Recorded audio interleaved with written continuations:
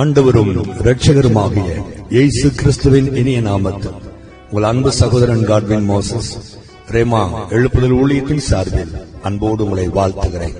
இந்த நாள் முழுதும் அன்பின் தேவனாகிய கர்த்தர் உங்களை அற்புதமாய் அழகாய் நடத்துவாராக. ஆமென், ஆமென், ஆமென்.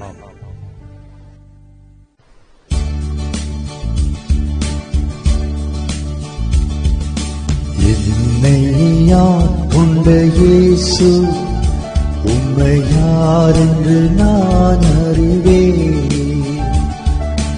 என்னை ஆட்கொண்ட இயேசு உம்மை யார் என்று நான் அறிவேன். உண்மை உள்ளவரே, என்றும் நன்மைகள் செய்பவரே, என்றும் நன்மைகள் செய்பவரே. என்னை ஆட்கொண்ட இயேசு உம்மை யார் என்று நான் அறிவேன். தனிமை வாட்டும் போது நல் துணையாய் இருப்பவரே, உன்னாவியினால் தேற்றி அபிஷேகம் செய்பவரே. என்னை ஆட்கொண்ட இயேசு உம்மை யார் என்று நான் அறிவேன். உண்மை உள்ளவரே, என்றும் நன்மைகள் செய்பவரே, என்றும் நன்மைகள் செய்பவரே. என்னை ஆட்கொண்ட இயேசு உம்மை யார் என்று நான் அறிவேன்.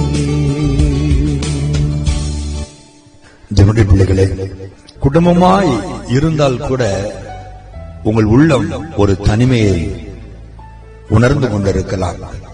அநேகரை நான் பார்த்திருக்கிறேன். வீட்டுல தான் இருக்கும் பிரதர், ஆனா யாரும் என்கிட்ட பேச மாட்டாங்க, யாருமே உண்மையா என்னை நேசிக்கல. நானும் சிரித்துக் கொள்வேன், பேசுவதை போல பேசுவேன், ஆனால் உள்ளத்துல வேதனையோடு இருக்கிறேன். என் உள்ளத்துல ஒரு தனிமை உணர்வு இருக்கிறது பிரதர் என்று சொல்வார்கள். சிலர் தனிமையிலேயே இருக்கிறார்கள். கணவனை இழந்து தனிமையிலே கண்ணீரோடு இருக்கிற தாய்மார்கள் உண்டு. மனைவியை இழந்து தனிமையிலே கண்ணீரோடு இருக்கிற தகப்பன்மார்கள் உண்டு. பெற்றோரை இழந்து தனிமையில் இருக்கிற பிள்ளைகள் உண்டு. பிள்ளைகளை இழந்து தனிமையில் வாடுகிற பெற்றோர்கள் உண்டு. தேவனுடைய பிள்ளைகளே, அது எவ்வளவு வேதனையானது. தனிமை கொடூரமானது, தனிமை வேதனையானது. இன்னைக்கு நிறைய பேர் தனிமையை விரும்புகிறார்கள். தனிமையிலே இருந்து நான் அனாதை என்று உணர்ந்து அழுது கொண்டே இருக்கிறார்கள். கர்த்தருடைய பிள்ளைகளே, எந்த மனுஷனும் மாயை, யாரும் நம்மோடு நிரந்தரமாய் இருக்க போவது இல்லை. நட்பு வட்டாரங்கள் மாறிக்கொண்டே இருக்கும். ஸ்கூல்ல படிக்கும் போது இருக்கிற நட்பு, அந்த நண்பர்கள் காலேஜ் வந்த பிறகு மறைந்து போகிறார்கள். காலேஜில் இருக்கிற நண்பர்கள் நாம் வேலைக்கு வந்த பிறகு மறைந்து போகிறார்கள். வேலை ஸ்தலத்தில் புதிய நண்பர்கள் கிடைக்கிறார்கள். இப்படி நண்பர்கள் மாறிக்கொண்டே இருப்பார்கள். யாரும் நிரந்தரம் இல்லை. ஒருவேளை நம்மோடு உடன் பிறந்த அண்ணன், தம்பி, தங்கைகள், அக்காமார்கள் இருக்கலாம். நான் உன் கூட இருக்கிறேன்னு சொல்லலாம். அவர்களும் கூட திருமணம் ஆகிற வரைக்கும் தான் நம்மோடு இருக்க முடியும். அதற்கு பிறகு அவர்களும் நம்மை விட்டு விலகி போகிறார்கள். தகப்பனும் தாயும் சொல்லலாம், அப்பா அம்மா சொல்லலாம், நான் இருக்கிறேன்டா, ஏன் கவலைப்படுற, அம்மா இருக்கிறேன், அப்பா இருக்கிறேன். எவ்வளவு நாள் இருப்பார்கள்? யார் முந்திக் கொள்வார்களோ நமக்கு தெரியாது. கல்லறை ஆயத்தமாய் இருக்கிறது. யாரும் நிரந்தரம் இல்லை. பிரியமானவர்களே, நம்மோடு கூட எந்த சூழ்நிலையிலும் கடைசி வரை, உலகத்தின் முடிவு பரியந்தம் சகல நாட்களிலும் முன்னோடு கூட நான் இருப்பேன் என்று வாக்கு கொடுக்கிற ஒருவர் உண்டானால் அது அருமை ஆண்டவராக இயேசு கிறிஸ்து ஒருவர் மட்டுமே. ஆகவே மனித உறவுகளின் அன்புக்காக ஏங்கி ஏமாந்து போகாதிருங்கள். நீங்கள் தனிமையிலே வாடி அழ வேண்டாம். தனிமையில் ஒரு துணையாய் இருக்க இயேசு இருக்கிறார். யோசேப்பு சிறைச்சாலையிலே தனிமையில் இருந்தார். என் ஆண்டவர் அங்கே யோசேப்போடு கூட இருந்தார். தானியேல் சிங்க கெபியிலே தனிமையில் இருந்தார். என் கர்த்தர் அங்கே தானியேலோடு கூட இருந்தார். தாவீது தனிமையிலே வனாந்தரத்தில் இருந்தார். என் கர்த்தர் தாவீதோடு கூட இருக்கவில்லையா? அதே ஆண்டவர் உங்களோடும் கூட இருக்கிறார். உங்கள் நிழல் உங்களை விட்டு விலகலாம், கர்த்தர் விலக மாட்டார். அவ்வளவு தூரம் அவரை உயிருக்குயிராய் நேசிக்கிறார்.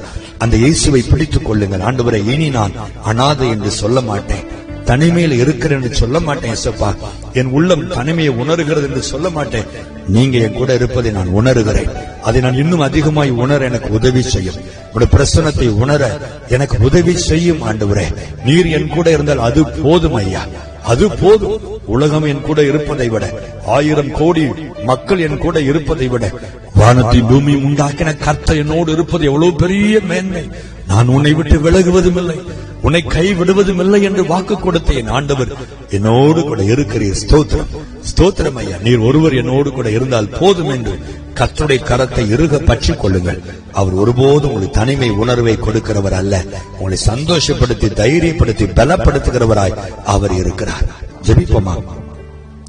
நான் உன்னை விட்டு விலகுவதும் இல்லை, உன்னை கை விடுவதும் இல்லை என்று வாக்கு கொடுத்த எங்கள் அன்பின் ஆண்டவரே, இந்த அருமையான காலை வேளையிலும் கூட ஆண்டவரே, மனிதர்கள் எங்களை விட்டு விலகினார்களே, நான் நம்பினவர்கள் விலகி போனார்களே, என் கணவர் என்னை விட்டுவிட்டு போய்விட்டாரே, என் மனைவி என்னை விட்டுவிட்டு போய்விட்டாளே, நான் நம்பி வளர்த்த என் பிள்ளைகள் என்னை அனாதையாய் விட்டு போய்விட்டார்களே என்று துக்கத்தோடு கூட இருக்கிற ஆண்டவரே, அன்பு சகோதர சகோதரிகள் யாராய் இருந்தாலும் இப்பொழுது ஆறுதலின் கரம் அவர்கள் மேல் அமருவதாக. ஒரு தனிமை உணர்வை இப்பொழுது நீர் மாற்றுவீராக.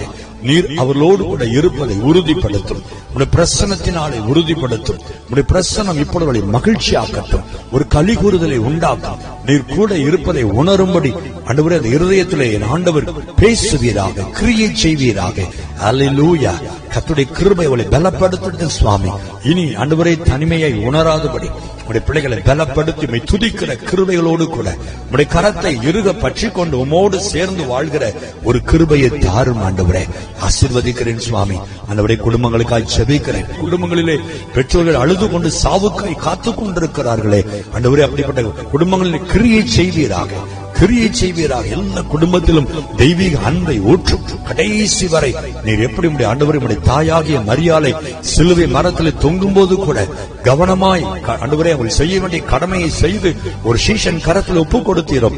அதே போல நாங்களும் கடைசி வரை எங்களை பெற்றெடுத்த எங்கள் தகப்பனையும் எங்கள் பெற்ற தாயையும் கண்மணி போல ஆண்டவரை செய்ய வேண்டிய கடமைகளை செய்து அவர்கள் ஆண்டவரை கடைசி வரை பராமரிக்க எங்களுக்கு உதவி செய்யும்படி நாங்கள் செபிக்கிறோம். ஆண்டவரே, அந்த இருதயத்தை தருவீராக, இருதயத்தை தருவீராக. பிள்ளைகளுக்கு பெற்றோர் மேல் ஒரு அன்பை கட்டளையிடும்படி நான் செபிக்கிறேன். கணவனை இழந்த, மனைவியை இழந்த ஆண்டவரே, தனிமையாக இருக்கிறவர்களுக்காய் செபிக்கிறேன். தூர தேசத்திலே குடும்பங்கள் எல்லாம் விட்டு ஆண்டவர் வேலை நிமித்தம் தூர தேசத்துல வந்து தனிமையிலே நண்பர்களோடு தங்கி இருக்கிற என் அன்பு சகோதர சகோதரிகளுக்காய் செபிக்கிறாப்பா. தகப்பனை கூட நீர் இருப்பீராக, நீர் இருப்பீராக. ஒவ்வொரு செகண்டும் நீங்க இருப்பதை உடைய பிள்ளைகள் உணரட்டும் ஐயா. அவள் செய்வதெல்லாம் வாய்க்கட்டும். அவர்கள் தோல் மேல் உடைய கரத்தை போலும் கத்தர் போட்டு இருப்பீராக. அணைத்துக் கொள்வீராக, பலப்படுத்துவீராக, திடப்படுத்துவீராக, தைரியப்படுத்துவீராக. உடைய நாமத்தினை மகிமைப்படுத்தும்படி செபிக்கிறேன். கத்தர்படி செய்கிற அன்புக்காக நன்றி, கொடான கொடி நன்றி.